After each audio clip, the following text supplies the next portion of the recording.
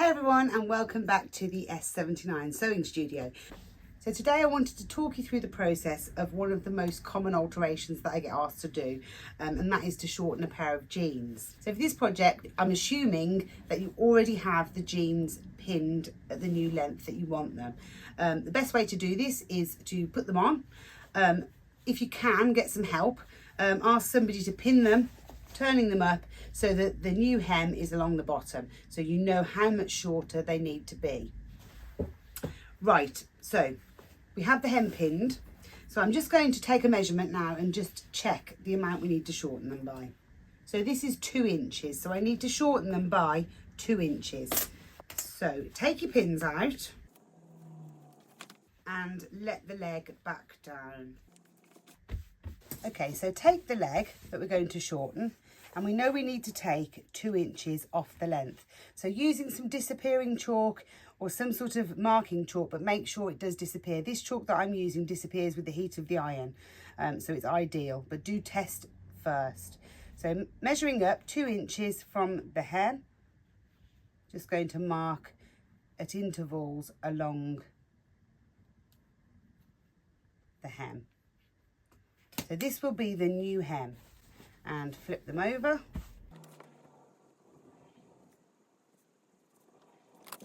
So the next thing we need to do is work out how much of a hem there is. So we need to work out how much extra to leave so that we can fold it up. And this is a double fold, so it means that underneath here you've got extra fabric folded in. So I'll just show you that. We can actually open that out to have a look at. And it's great if you have jeans, if you've got a chain stitched hem. They often have chain stitched hem, and you can actually very easily unpick. So this is the original hem, and you can see here that it's double folded. So you've got the raw edge here, which is folded once and folded again. So what we want to do is we want to measure this, which is 1.5 centimetres. So we will double that, so we will say 3 centimetres. So we're going to measure down from the new seam line. You're going to measure down 3 centimetres. This is going to be our cut line all the way along. So measure down 3 centimetres.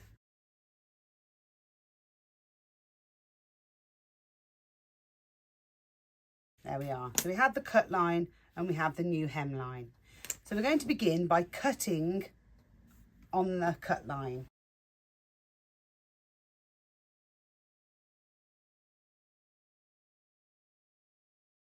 There we are. So now we have the hem line and 3 centimetres for the cut line. I like to turn them inside out at this point. And then fold them back so that you can see the new hem line. So we're folding it all the way around so that the new hem line is on the fold there. And you can put some pins or some clips in just to hold them in place. So we're going to iron it so that we have it positioned at the hem line. Okay, so making sure that on the ironing board, making sure that all of your new hem marks are actually on the fold. And we're just going to steam that flat. There we are, and that will hold flat now, and that is the new hem. So obviously we allowed 3 centimetres. Open out, and we can see the crease of the seam line. We're now going to fold up to just before the crease that we've just made. So we're going to do that all the way around.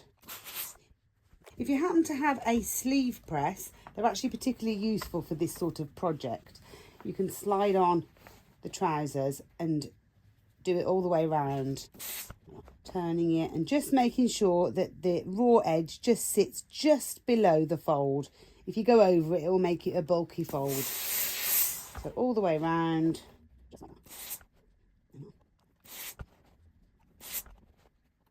And then once you've done that, put the original fold back in, fold it all back round. There we are. And you can see we have a double fold hem there.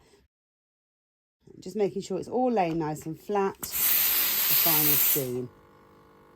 There we are. And that's now ready for stitching. Okay, so you're going to be sewing thicker fabric than you're probably normally used to. So I've got my industrial machine, which is already set up. If you're using a standard domestic sewing machine, just remember you're going to want a stronger needle. The stronger the needle, so the higher the number, the stronger the needle. So something like a 90 or 100, so 14, 16 is what you really want for jeans. It's a stronger needle and the eye on the needle is a little bit bigger, so you can get a stronger thread through. So if you've chosen a top stitch thread, obviously that will fit through a larger eye a bit better than a normal one, and the needle itself is obviously stronger, so less likely to break when you're trying to chomp through really big seams like this. So we're going to start on the inseam. So find the crutch here and follow the seam all the way down, and we're going to start on this seam. Okay, I'm going to turn the jeans back through to the right side because I have a flatbed machine. If you have a free arm, you can slot it on, which makes it a lot easier. So just making sure we start on that crutch seam, and I'm going to sew with the inside facing up. So this is the right side, so we're going to sew with the hem facing up. The reason I'm doing that is so that I can see the edge. I want to create a nice top stitch along that edge. And I'm going to find a place on my sewing machine where I can see that it's just a couple of millimeters in.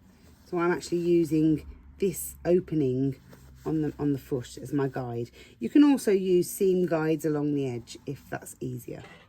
So start off with the forwards and backwards, and then holding it out, not stretching it, just holding it out in front of you. Just follow that line.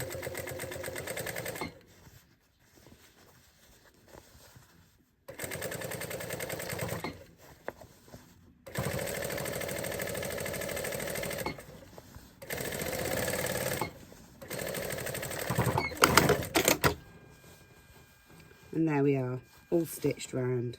And there we are, the stitching is all finished. So we're just going to press that down. So pressing on the inside,